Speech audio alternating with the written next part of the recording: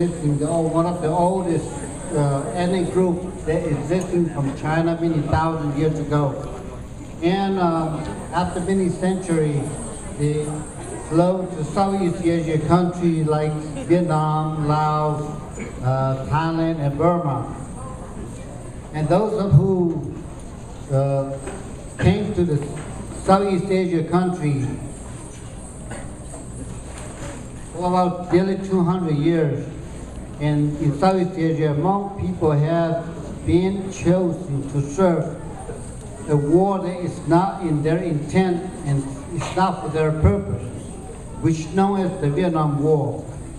A war that caused over 35,000 Hmong lives, left behind many hunger, disease, and persecution, and divides many families and their loved one behind. Many were those who fled to their neighboring country to face refugee, while those left behind facing persecution and retaliation by the communist regime, hunting like animals, killing and torturing because of the result of the Vietnam War. Those who seek refuge in neighboring countries and move to the third country are suffering from mental health issues, disorder, and anxiety because of their emerging to a new society, new culture, and a new country with a new rule and new regulations, while worrying about their family who left behind in their native country. Their body is in one country, but their mind on the other country. I remember when I first came here, I was 16. My parents was left behind, including my brother who sat beside me. He also left behind. I was the only one survived to this country when I was 16 years old with a cousin. It's very hard. The challenge is the language barrier, the cultural differences, and we came from a poorest country to a newer, the richest country in the world. And everything changed, society changed, all of this changed. That's a great challenge. People who first came in 1976 and 1980, they hit a tough time. They're crying, want to go back home. But those unable to go back home and thought that they were left their own homeland forever, the family left behind forever, especially someone like me. At that time, many of my age, we came here without parents, without immediate family. And we all survived by that time. Go to school without English speaking, and we, back in the old country, went to school with the same classroom all day long. We came to this country, we have to change class every hour. So that's a big challenge for all of us. But after all, we survived through all this time. And I became more American now because I was here 30 years, a little bit over 30 years. So I was born and raised in the older country for 16 years and been here 30 years. So half of those have become familiar with all of you, those who are born here and raised here.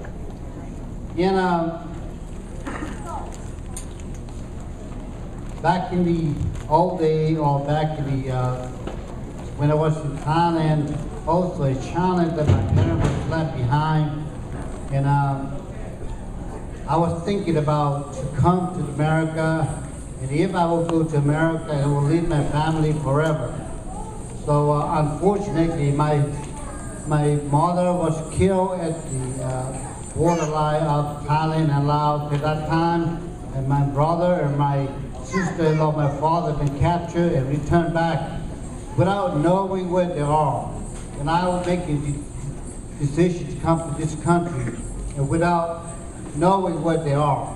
So that's a great challenge for me, and I always told my kids that, today I told my kids that you're one of the lucky persons that born and raised here. And if you were my time, I don't know how you could survive.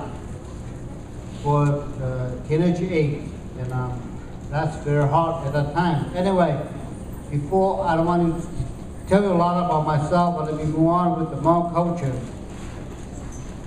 Hmong people are a unique people who retain in their culture and value identity and wherever they live. Their strong hope of family value, traditional customs, language, and identity is continued with them and passed along with their generation. Hmong people have no written language until the early 1950s. Most history was passed along generation by folktale story. However, there are fewer written format, language that, but the most popular one is the Latin alphabetical. As of today, about 60% of the Hmong population in the U.S. can read and write Hmong. Hmong people are composed of 18 clans.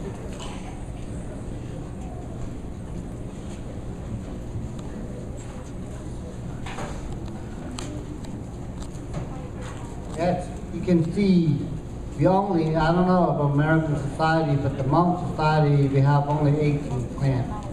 And clan is for those who share the same last name. And each last name who share the same last name cannot marry one another.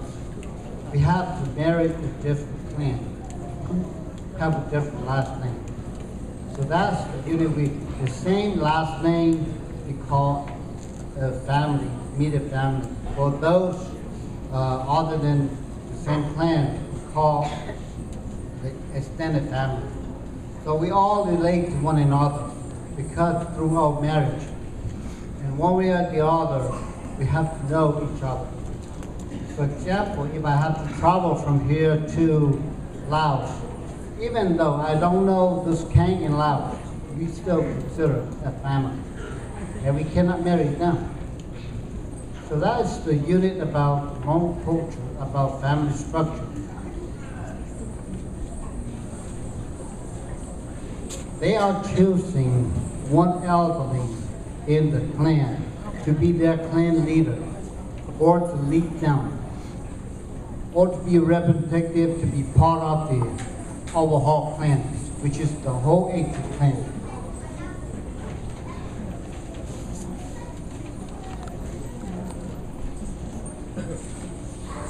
If there is the issue arising, the clan leader will try to resolve the issue within the clan. And they also negotiate or serve as ambassador among other clans. So that's the purpose of the clan leader is. What makes Hmong people unique are language, traditional customs, family values, and belief in ancestor worship and Christianity. As of today, about 40% are Christian and 60% still remain as Hmong traditional ancestor worship. You may see the variety of embroidery, colorful outfit of the Hmong people. Back in the old days, each group lived in a different part of the country, wear a different outfit. Each outfit identify where they live and the language they spoke. Because Hmong people are speaking two different dialects, such as the White Hmong or the Green Hmong. But today, they understand fluid between them, the two. The core value of the Hmong people are the relationship between family and extended family. The whole 18 clans are related to one another, meaning that someone relates to someone among the clans, or by marriage. In the old days, there is no restaurant, no hotel. When you travel, food always served and lodging always accommodated. Even though today, many still practice this tradition. A Hmong marriage also a bonding relationship between the bride and the groom, both families and extended family, as well as the whole clan. A marriage is considered the bridge between the clans, and we expect the relationship to last for a lifetime. So during the marriage ceremony, parents from both sides and all the leaders within the immediate family also present to witness the wedding. To make sure the marriage between the bride and the groom lasts. But in the event that the marriage is not work out, both sides also become part of the separation. But they first must do whatever they can to save the marriage before falling apart. So at the old days, most marriages last for life, and divorce ratio is very low. But today, due to society change, culture adaptation, divorce rate today is more higher than it was before. Hmong people celebrate New Year. Hmong New Year celebration is the only holiday for all Hmong people. The holiday is the celebration, to celebrate the old year and for the blessing and welcome the new year. And it's also allowing an opportunity for young people to look for their partner for life. Most of the New Year celebration lasts between 3 to 7 days. Most activities are performed outdoor.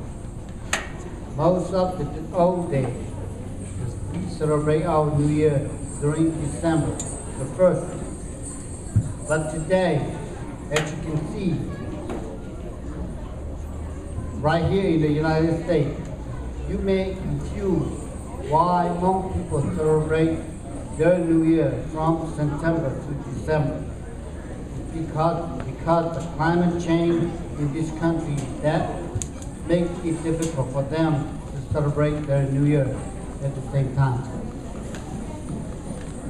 Lastly, I'm really happy to see what you have today.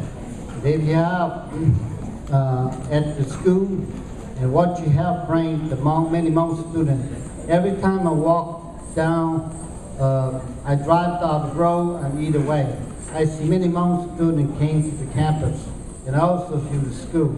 And I was still telling myself that's so great that I have so many Hmong students come to the school here at CBCC, and also CBCC is the foundation. They're giving the opportunity for many Hmong students here. And now, the school and the students also bring all of us, parents and the teachers together as this event. And as I believe this is the first event ever for the past 20-something years that many Hmong came here. So I'm really proud to be here this evening, and I'm really proud of the school to do such program.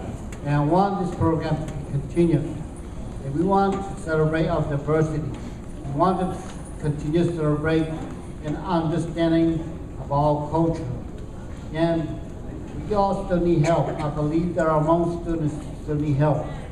And we want you to help. And I please extend my appreciation to the school administrator and that we Hmong people, the Hmong community, appreciate for the opportunity. Thank you.